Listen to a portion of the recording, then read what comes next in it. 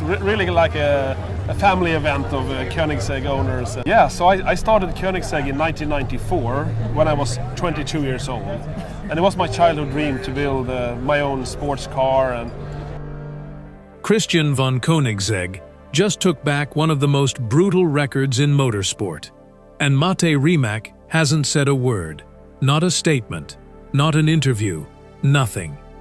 For a rivalry built on mutual respect, that silence hits differently than any comeback quote ever could. Koenigsegg didn't even need a new car to do it. Just the same Jesko Absolut, refined, sent down a runway in Sweden, quietly rewriting history. So is this silence respect, strategy, or is Rimac already working on the answer? And what does this mean for the biggest EV-versus-combustion rivalry in the hypercar world? Let's discuss exactly what happened. 3 electrical motors producing 700 horsepower. It's got a combustion engine. The record that started it all. To understand why this record matters so much, you have to understand what it actually asks of a car. 0 to 249 miles an hour, then back down to 0, timed as one continuous run. It's brutal on tires. It's brutal on brakes. It's brutal on whatever powertrain is trying to put that kind of force to the ground without losing control. It isn't a straight-line drag-strip flex. It's a test of total command over acceleration and deceleration, back to back, with zero room for error. Koenigsegg set the record first, using the Jesko Absolut, a car built from the ground up to chase very specific, very extreme numbers.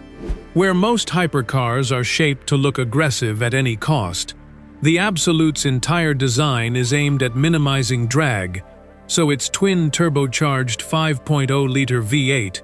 The Koenigsegg Jesko Absolut has a 5-litre twin-turbo V8 running on E85 fuel with 1600 horsepower and 1500 Nm of torque. Could push the car toward genuinely absurd top speeds, while staying stable enough to survive them. It's rear-wheel drive only, no electric motors helping put power down. No all-wheel drive safety net, just raw horsepower, aerodynamics, and an enormous amount of trust in the chassis underneath it. For a while, that combination made Koenigsegg's number to beat. Then, Rimac showed up with the Nevera R. If the Jesko Absolut is a scalpel, the Nevera R is a sledgehammer. It's a fully electric hypercar, producing more than 2,000 horsepower, sent to all 4 wheels. The world's first true road-going electric hypercar with 2,000 horsepower and so on. Through a system built to manage that kind of power without breaking traction. Electric motors don't need to build revs. There's no turbo lag, no shifting, no waiting for the engine to find its power band. The torque is simply there, instantly, from a dead stop. Combine that with 4-wheel drive, and you get a car that can put down obscene amounts of power the moment the driver's foot touches the accelerator. Rimac used exactly that advantage to reclaim the record for themselves. The Nevera R didn't just beat Koenigsegg's time, it did it while carrying real bragging rights, because it proved electric power, at this level, wasn't just quick in a straight line. It could outbrake, out-accelerate, and outmaneuver combustion cars. In a discipline, combustion cars were supposed to still hold an edge in. For a stretch, that felt like a changing of the guard. The kind of story that gets repeated at every hypercar meet and under every comment section. Electric power had arrived, and it had arrived swinging. And it wasn't an isolated result either. Heading into this rivalry, Rimac's Nevera R had been racking up records across multiple disciplines. Not just this one specific sequence, but a string of speed and acceleration benchmarks that reinforced the idea that a 4-wheel drive electric hypercar could simply outperform anything gas-powered when it mattered most. That context matters, because it means Koenigsegg wasn't just chasing back a single number. They were pushing back against a wave of momentum that had been building in Rimac's favor for a while. But here's what made this rivalry different from most manufacturer feuds. These two men weren't hiding from each other, throwing shade through press releases, or refusing to acknowledge the other side existed. Christian von Koenigsegg and Mate Rimac had spent years doing something almost unheard of in an industry built on secrecy and ego. They'd been photographed driving each other's cars, praising each other's engineering, treating the rivalry less like a war and more like a conversation between two people trying to push each other further. Which is exactly why what happened next stung a little differently. The comeback nobody saw coming. Most hypercar records get taken back with fanfare. A brand new model, a teaser campaign, a countdown clock on a website, some kind of spectacle designed to make sure nobody misses the moment a manufacturer reclaims bragging rights. Koenigsegg didn't do any of that. On August 7, 2025, at an airfield in Örebro, Sweden, a Koenigsegg factory test driver named Marcus Lund got behind the wheel of a Jesko Absolut and ran the 02490 sequence again. Not a new prototype, not a special one-off built specifically to answer Rimac. The same physical car that had already made history once before, back in 2024. That detail is easy to skim past, but it's actually the whole story. Koenigsegg didn't respond to losing the record by throwing more engineering at the problem. They didn't bolt on more boost, chase a bigger turbo, or squeeze out extra horsepower to brute force their way back to the top. Producing 1100 horsepower. Still, the weight of the car is 1428 kilos dry weight. They went back into the car they already had, refined the software controlling how that power gets delivered, throttle mapping, launch behavior, braking coordination, the countless invisible decisions a car's computer makes in milliseconds, and sent it back down the runway. And it worked. The Jesko Absolut reclaimed the record. Think about what that actually means for a second. This wasn't a case of, we built something better. This was a case of, we found more performance hiding inside something we'd already built. That's a very different kind of flex. It isn't about resources. It isn't about who can spend more money on exotic materials or bigger power figures. It's about precision. Squeezing performance out of a system everyone assumed had already been maxed out. There's also something almost poetic about using the exact same car. It's Koenigsegg essentially saying, we didn't need to build anything new to answer you. The car that beat you the first time still had more in it. We just hadn't unlocked it yet. No press conference, no manufactured hype cycle, just a quiet test session at an airfield, a stopwatch, and a result that spoke for itself once the numbers came in. That's very on brand for how Koenigsegg tends to operate. This is a company that has always leaned into engineering-first storytelling rather than spectacle-first marketing. They'd rather let a number do the talking than build an entire campaign around a car that might not actually deliver when it matters. And when the number came in, Christian von Koenigsegg didn't hold back on what it meant to him. He pointed out that pulling this off with a rear-wheel drive-only combustion car, beating every all-wheel drive electric hypercar in a straight-line discipline like this, felt almost magical, and that it proved something bigger than just one runway result. That the truths everyone assumes about electric power's inherent advantage here can, in his words, be rewritten. That's a bold thing to say out loud, not because it's arrogant, but because it directly challenges the exact narrative building around Rimac's win. The story going around the hypercar world was that electric power had permanently taken over this specific battlefield. Koenigsegg's response wasn't to argue that narrative in an interview. It was to quietly rewrite it on a runway, then let the record speak before saying a word. How Koenigsegg beat the impossible. To really appreciate what Koenigsegg pulled off, it helps to understand why this shouldn't have been possible in the first place, at least according to how most people think about performance. Electric motors have a very real, very significant advantage in exactly this kind of test. There's no need to build revs. There's no turbo lag waiting for exhaust gases to spin a turbine up to speed. The moment power is requested, it's there. Full torque, instantly, from every single wheel, if the car is all-wheel drive. That's why the Nevera R could put down over 2,000 horsepower without spinning its tires into smoke. 4 contact patches sharing the workload, all reacting instantly, all working together to convert electricity into forward motion. A rear-wheel drive combustion car has none of those advantages. It has 2 contact patches doing all the work instead of 4. The rear wheel is back to here. It's all within the kind of the center of the car. Nothing sticks out back. It just gives this mass concentration, which is amazing. It has a turbocharged engine that has to build boost before it can deliver full output. And it has none of the instant torque smoothness that makes electric power so devastatingly effective in short, explosive bursts. On paper, this should have been a lopsided fight every single time. But paper doesn't account for everything. And this is where the story gets genuinely interesting, instead of just being a numbers game. The Jesko Absolut wasn't only chasing raw output.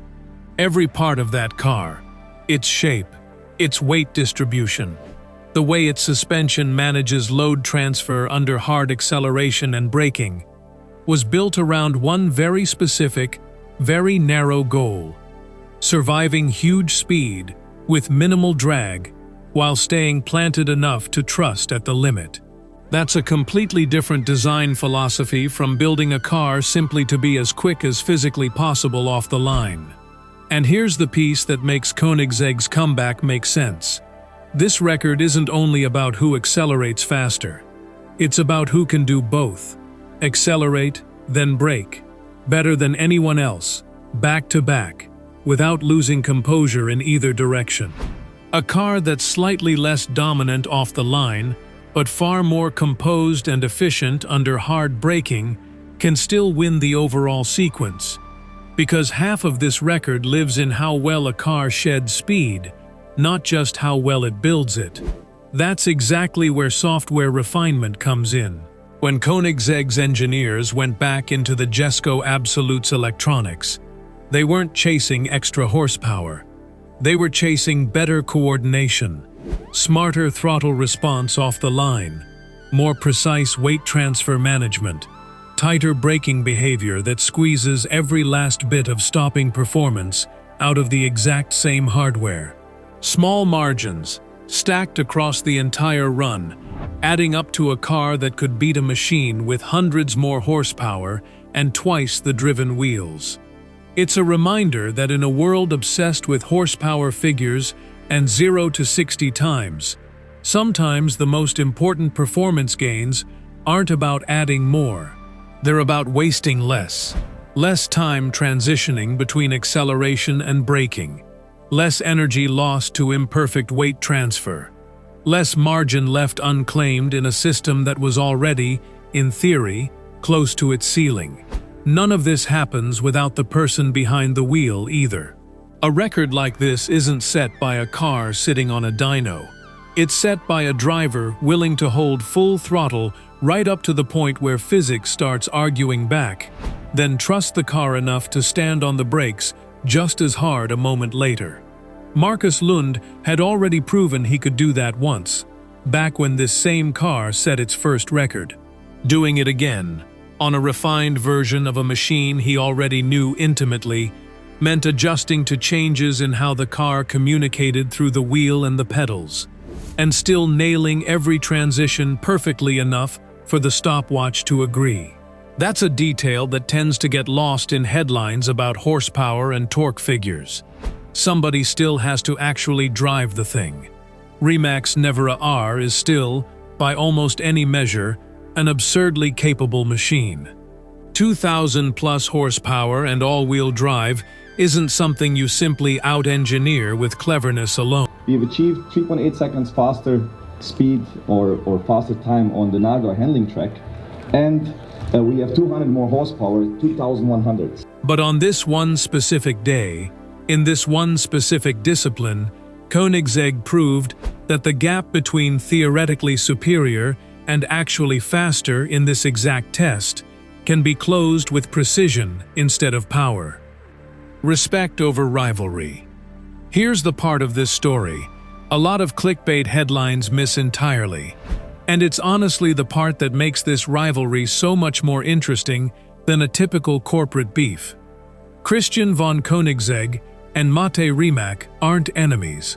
They're two of the most publicly respectful competitors in the entire automotive industry. These two have been photographed together, more than once, driving each other's cars on the same track, not for some forced marketing photo op, but because they genuinely seem to enjoy comparing notes on machines built from two completely different philosophies.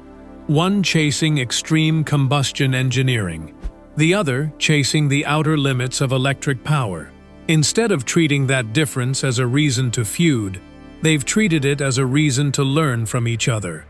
And it goes deeper than swapping cars for a track day. Rimac hasn't just complimented Koenigsegg from a distance. The company has openly credited Christian von Koenigsegg as a personal hero, someone whose engineering work directly inspired Rimac's own path in the industry. That's not the language of a rival trying to tear down the competition. That's the language of someone who genuinely admires what the other side has built. That admiration isn't just talk, either.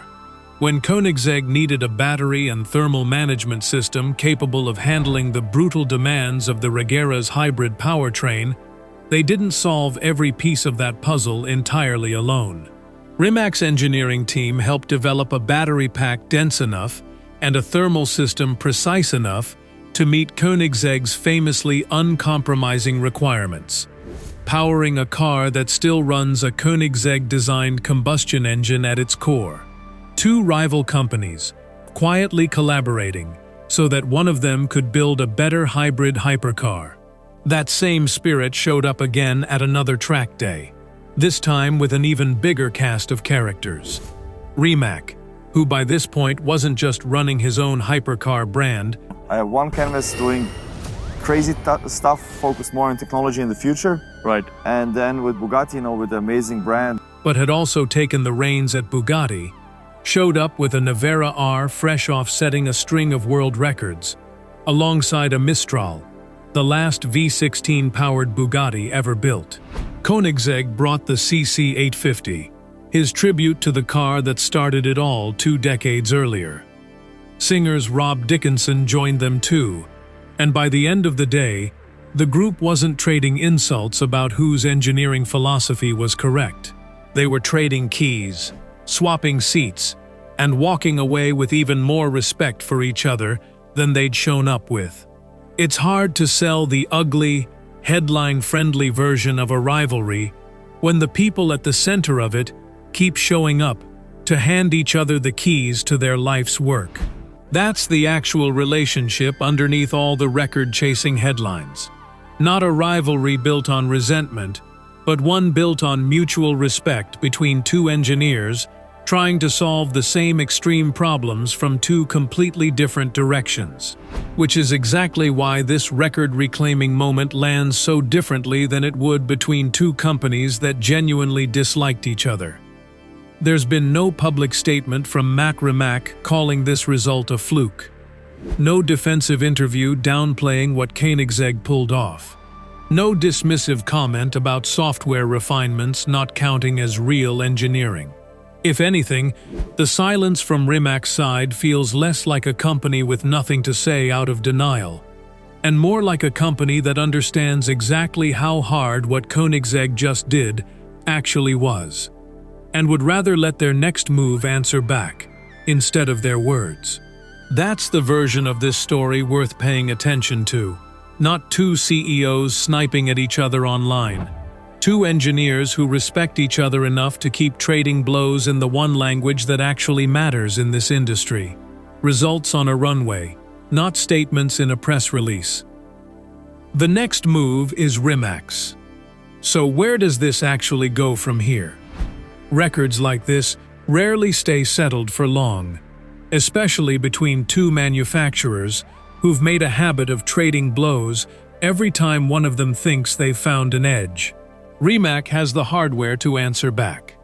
A car producing over 2,000 horsepower, sent through all four wheels, still has enormous untapped potential sitting in its software and its tuning. The exact same kind of untapped potential Koenigsegg just proved was hiding inside their own car. Which raises the obvious question: does Rimac go back into the Nevera Rs software the same way Koenigsegg went back into the Jesko Absoluts? Do they find their own hidden margin, the same way Koenigsegg found theirs? Or does this become the moment Rimac decides an entirely new car is required to answer back, something built from a clean sheet, specifically to reclaim this exact record? Nobody outside Rimac's engineering team knows the answer yet. And that uncertainty is honestly what makes this rivalry so compelling to watch play out in real time. This isn't a scripted feud built for content. It's two companies, run by two people who respect each other, genuinely trying to out-engineer one another, using whatever tools are actually available to them. There's also a very real ceiling neither side can simply engineer around: tires. At speeds like these, grip isn't unlimited. Rubber heats up, degrades, and starts giving back less the harder either car pushes it. That's part of why Koenigsegg's gain came from coordination rather than raw power in the first place. There's only so much traction available before the tire itself becomes the limiting factor, not the drivetrain. If Rimac wants to claw the record back, they may be chasing the exact same kind of margin Koenigsegg just found. Not more horsepower, but smarter management of the grip they already have. There's a bigger story hiding underneath all of this too.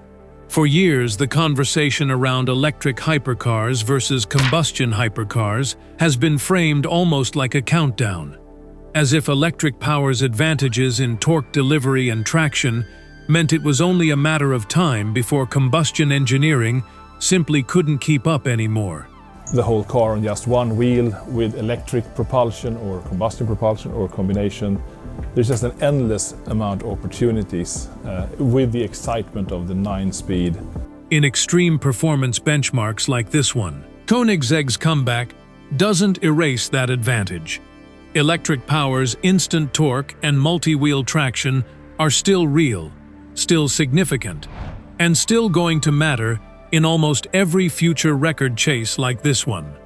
But it does complicate the narrative in an important way. It's a reminder that raw specs on paper don't automatically translate into results on a runway.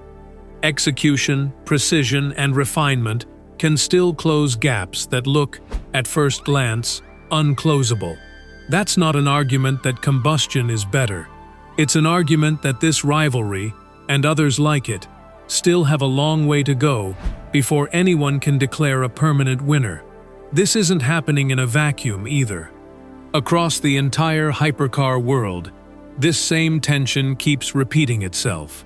American brands chasing outright top speed, Swedish and Croatian engineers trading acceleration records, manufacturers with decades of combustion pedigree quietly building their own electric answers behind closed doors. Every time one manufacturer claims a discipline as settled, another one treats it as an open invitation. Koenigsegg and Rimac just happen to be doing it more publicly and more respectfully than almost anyone else in the game. There's an identity wrapped up in this too. For Koenigsegg, holding this record reinforces the idea that precision engineering still has a place at the very top of performance, even against a fully electric competitor. For Rimac, getting it back would reinforce the opposite argument, that once electric power is refined enough, no amount of combustion cleverness can hold it off forever. Neither side is just chasing a number. They're each defending a philosophy, which is exactly why neither Koenigsegg nor Rimac seems interested in ending this conversation for good. Every time one side finds an edge, it becomes an invitation for the other to go looking for their own. So here's the real question worth sitting with. When Rimac does respond, and almost everyone in this space assumes they will, does the answer come from refining what they already have, the same clever, resourceful way Koenigsegg just did?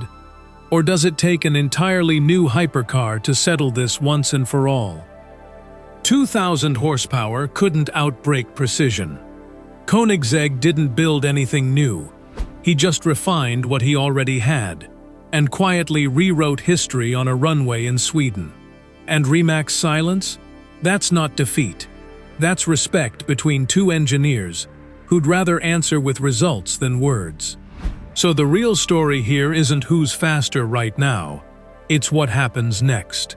Does Rimac go back into the Nevera Rs software the same way Koenigsegg did? Or does this take an entirely new car to settle? Tell me your prediction in the comments. And if this rivalry fascinates you as much as it does me, hit subscribe, because the next move is coming.